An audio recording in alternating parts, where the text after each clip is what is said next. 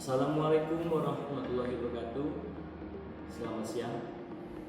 Perkenalkan, saya Satria Surya Pratama SMH, dosen Prodi Ilmu Hukum Fakultas Hukum Universitas Sambumi Wajudaya. Dengan NIDN 02 2201 9301.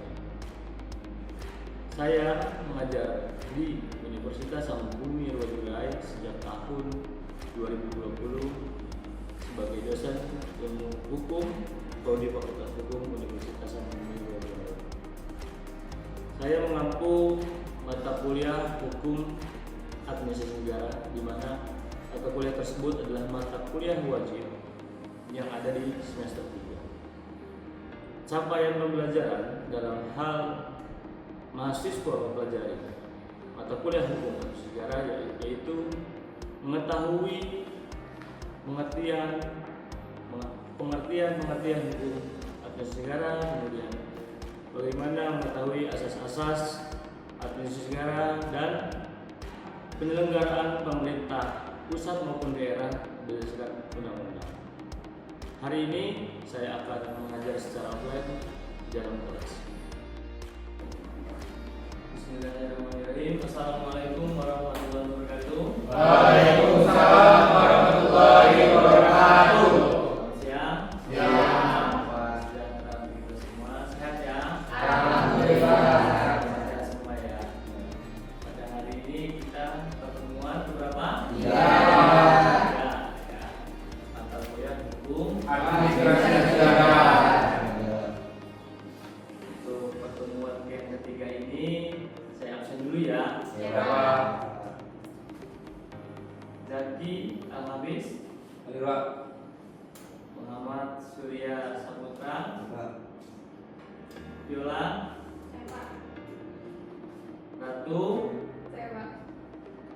Alif, Suci, Nabila, Rangga, Mera, Reva, Adriana, Taufik Rahman, Arjuna Dava,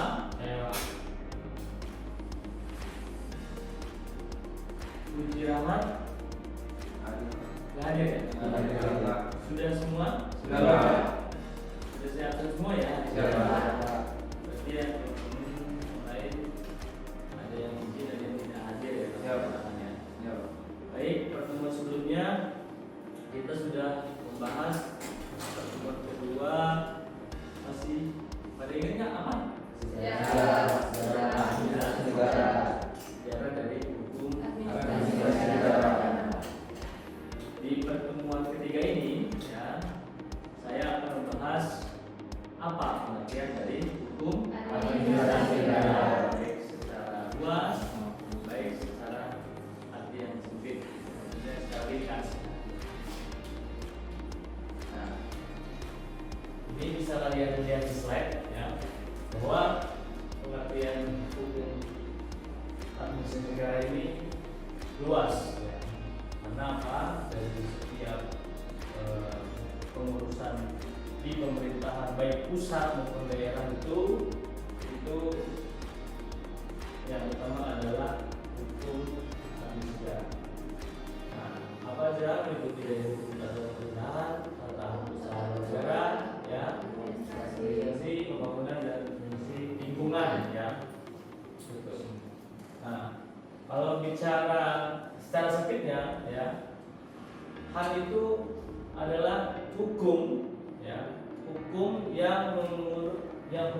yang mengurus tata negara baik secara intern maupun eksternal. Jadi artinya kalian harus memahami bahwa dasar dari segala peraturan yang ada di Indonesia ini itu adalah HAN. Nanti di slide selanjutnya juga kalian akan mengetahui apa saja sumber-sumber dari hukum administrasi negara. Baik, lanjut. di poin pertama, materi pertama, slide pertama, kalian kira-kira ada yang ditanyakan nggak atau kira-kira sudah paham? Hah? Sudah jelas ya? Sudah, Pak. Sudah jelas ya bahwa PAN itu mencakup dari segala urusan pemerintahan, ya. Makanya kalian kalau dalam pengurusan, ya contoh ya, contoh pengurusan KTP, ya, data pendudukan, itu kan ada prosesnya. Nah, proses itu dasarnya adalah undang-undang yang kemudian dibuat oleh pemerintah. Itu namanya PAN. Di segala urusan pemerintahan itu dari unsur administrasi negara, ya. Kemudian lanjut. Nah, ini yang saya bilang tadi. Kalau bicara dari bahasa Belandanya adalah Rechtsstaat. Negara berusaha atas hukum, negara dalam berdasarkan undang-undang dasar 1945, ya, bukan Rechtsstaat, berusaha atas kekuasaan. Paham? Paham nggak maksudnya? Paham. Jadi kalau berdasarkan kekuasaan itu, ya nggak adil negara ini, gitu kan? Makanya dari Undang-Undang Dasar 1945 dibentuk apa? Dalam kita bernegara berbangsa,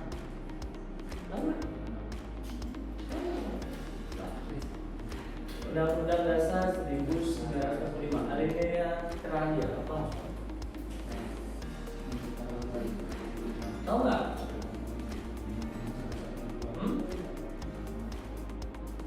Pancasila. Aduh, kalian ini gimana? Pancasila dari 5 poin.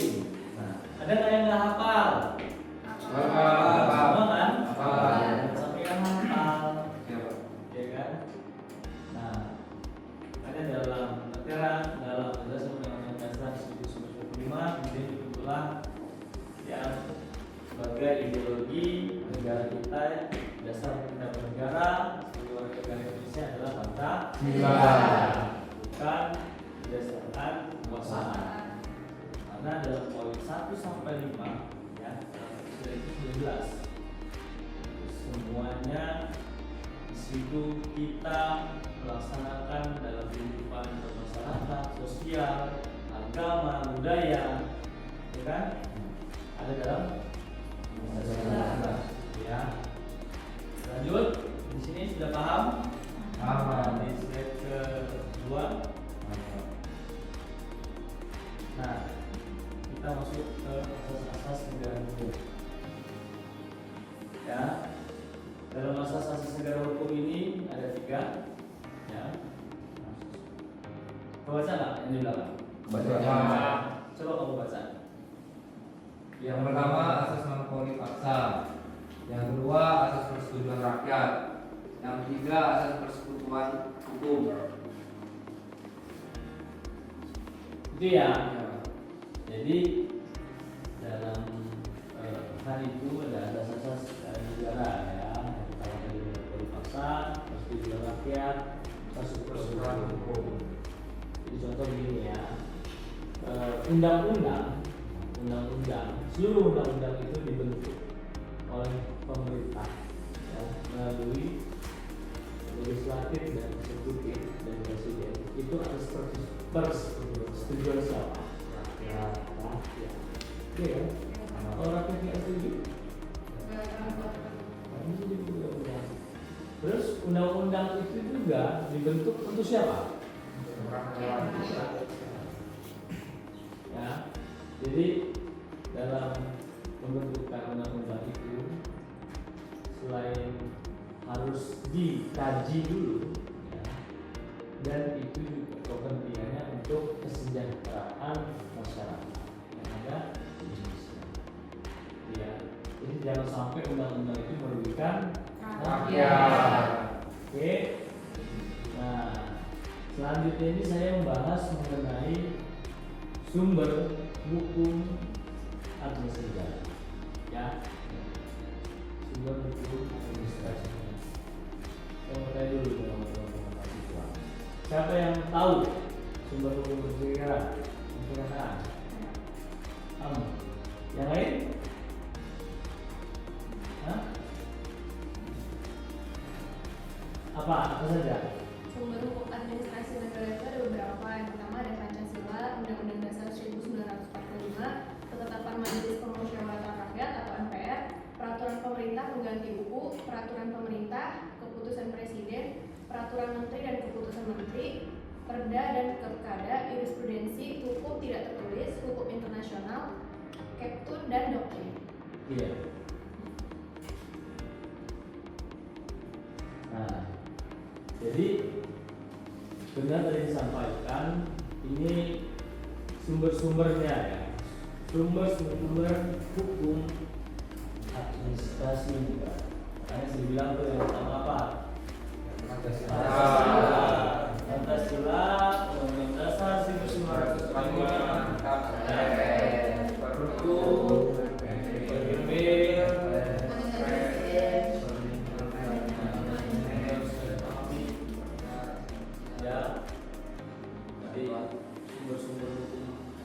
administrasi negara ini banyak ya.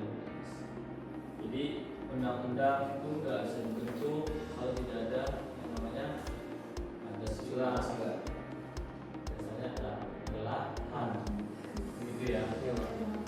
Dari seluruh poin ini ya, ada yang kalian tidak pahami atau sudah mengerti?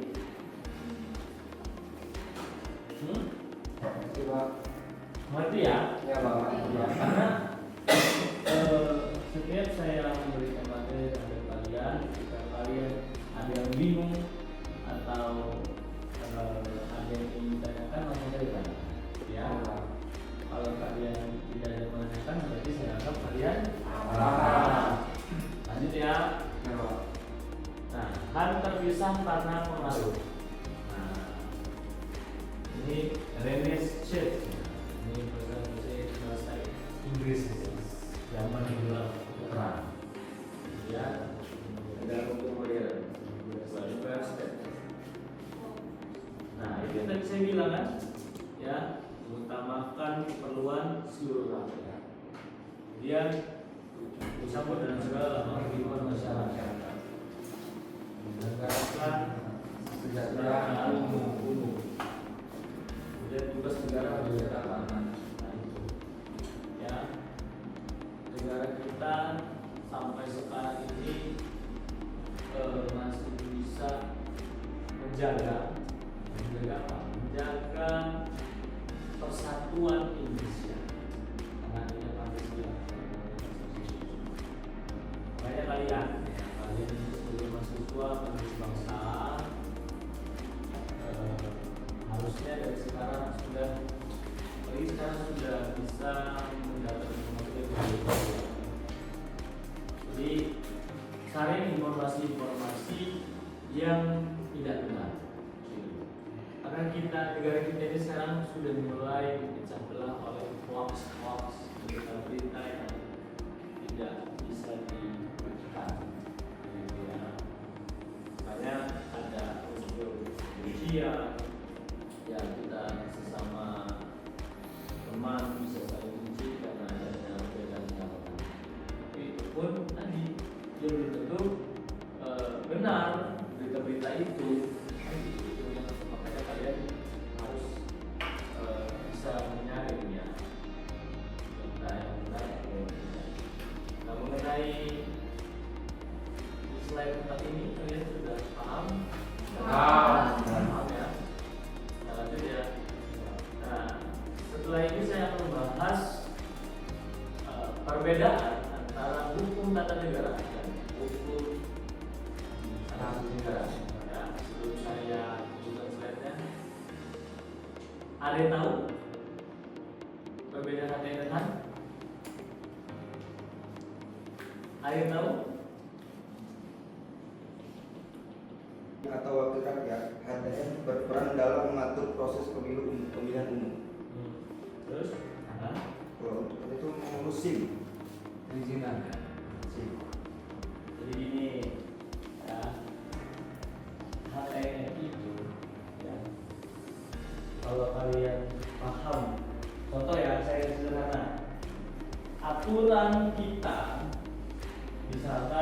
dalam pembayaran pajak.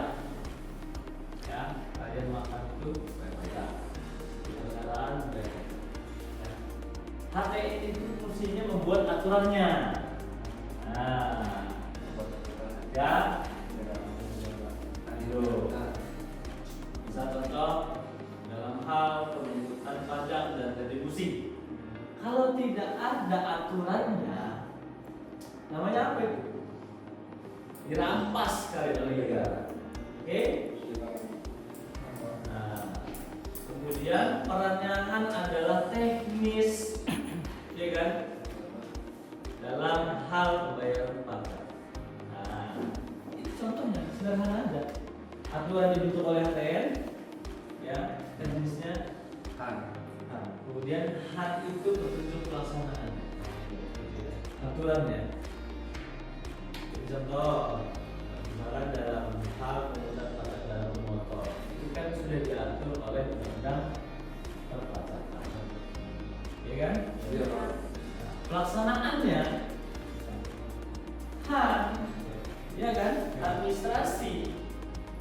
Jadi administrasi itu pelaksanaan dari aturan yang dibuat oleh tata negara. Makanya dibilang HTN dan HAN itu saling berhubungan dan perbedaannya ada itu. Saling berhubungan, perbedaannya hanya kalau HTN itu yang membentuk aturannya, tapi HAN itu yang teknisnya, aturan teknis dalam hal kita melaksanakan. Sudah paham di sini? Paham ya? Nah, ini selanjutnya kita administrasi negara menurut CTS Kansil. Nah ini ya. Kalau saya buat bagian, kalian bisa lihat di slide. Ya, sebagai aparatur negara, untuk pemerintah yang berpolitik menjalankan administrasi negara. Ya, sebagai fungsi entitas kegiatan mengurus negara sebagai proses teknis negara undang-undang segala tindakan atau dalam undang-undang, ya. Lanjut ke ciri hukum administrasi negara. Ada yang tahu? Kalian ciri hukum administrasi negara? Ada yang bisa tahu? Ada yang tahu? Banyak kalian ibu ya harusnya punya buku di rumah atau baca di coba siapa yang punya berapa tantangan?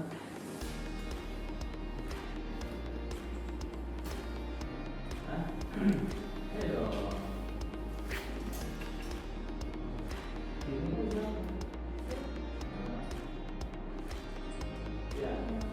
Ciri-ciri itu pertama ada bersifat publik, mengandung aspek kekuasaan, mengatur tindakan administratif, memberikan perlindungan hukum, bersifat dinamis, berkaitan dengan perusahaan negara, dan mengatur tujuan efisiensi dan kepentingan umum.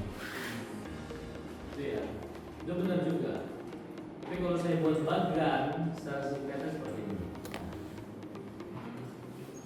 Ya, menguji hubungan, kemudian adanya pejabat atas negara, kalau tugas khusus, kemudian ada dari HAN yang mengatur penggunaan jabatan khusus. Ya, Presiden, DPR, MPR, BPD, kepala daerah dalam wewenangnya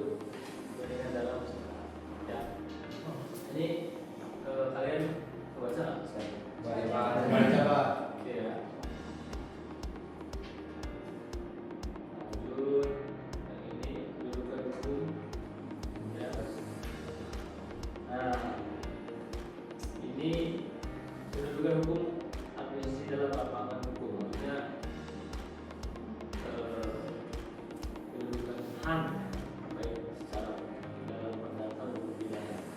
Bisa kalian lihat di slide ya. Hukum konstitusi PN pada formil hukum formil dan perdata hukum pidana ya. Sebagai hukum pidana kalau dia contoh ya, saya kasih satu lagi. Dalam hukum pidana apa perannya? Ada yang bisa dijelaskan. Contohnya pihak kepolisian dalam hal melakukan penyelidikan, penyidikan sampai tetapnya tersangka. Nah, apa peran kecil? Cek. Tahu nggak? Nah, jadi HAN itu ya, kalau kita bicara sebagai contohnya adalah penyidik kepolisian itu dia aturannya adalah peraturan Kapolri. Itu ya baiklah. Selanjutnya adalah ada undang-undang hukum acara pidana. Itu tidak boleh bertentangan. Makanya dalam proses hukum ya, polisi itu harus hati-hati. Kalau tidak, jadi tidak ada. Itu sudah jelas semuanya diatur oleh undang-undang dan peraturan. Itu juga hukum Indonesia tata pelaksanaan tadi. Kita masuk ke pengertian hukum administrasi negara. Ya. Nah, pengertian HAN ini kalian tidak bisa menjawab secara pribadi. Ada yang tahu pengertian HAN? Sudah tadi? Ya. Tahu. Kemudian selain itu ada beberapa beberapa ahli. Yang pertama, Van Vollenhoven meliputi fungsi polisi membuat peraturan termasuk hukum acara pidana dan hukum acara perdata. Yang kedua, JM Barok Itu peraturan LKPP yang terbaru. Nah, ini peraturan LKPP yang terbaru. LKPP yang terbaru adalah ya benar Mas Bu. Peraturan LKPP yang terbaru adalah nomor 4 tahun 2024. Yang sebelumnya adalah peraturan LKPP. Tahu nggak LKPP itu apa? Nah, LKPP juga tahu apa ya? Lembaga Kebijakan Lembaga Kebijakan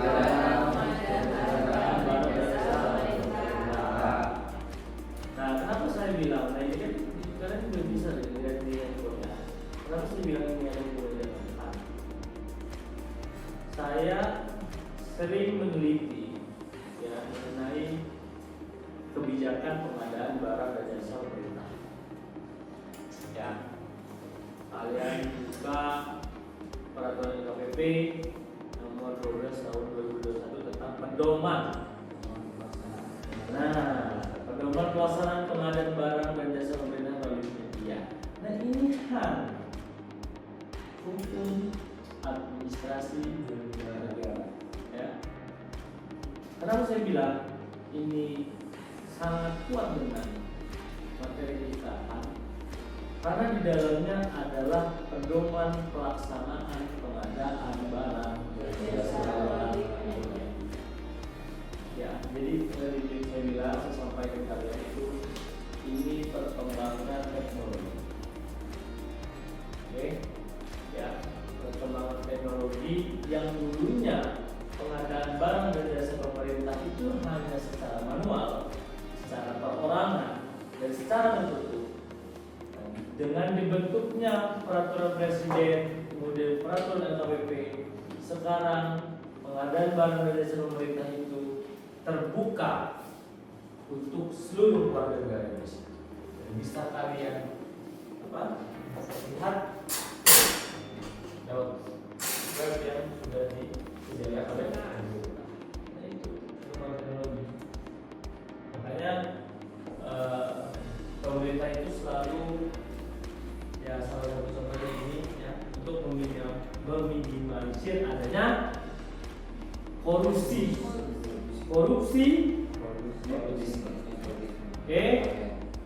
Ya. Jadi pertemuan ini saya akan memberikan tugas untuk kalian terkait kalian membuat resume. Oke, resume ya. Catat semuanya, dikumpulkan di depan. Yaitu kalian harus, jadi yang terbaru itu adalah peraturan KPP nomor 4 tahun 2024. Nah, itu perubahan dari peraturan KPP nomor 12 tahun 2021. Nah, tugas kalian itu adalah apa yang dirubah ya berdasarkan peraturan. Oke, dikumpulkan di depan, kalian buka aturan itu, kemudian tugas dikumpul di depan makalah jilid merah, tulis nama. Ada yang bertanya lagi? Cukup Pak. Cukup ya? Cukup Pak. Baik. Jangan sampai diingatkan juga nanti ke teman-teman yang tidak masuk ya di dalam grup bahwa saya memberikan tugas jadi dikumpulkan di depan. Ya. Baik. Saya tutup perkuliahan pada siang hari ini. Sampaikan ke teman-teman kalian, jangan sampai saya sampaikan nanti kalau kamu tugas tidak dapat nilai dari saya.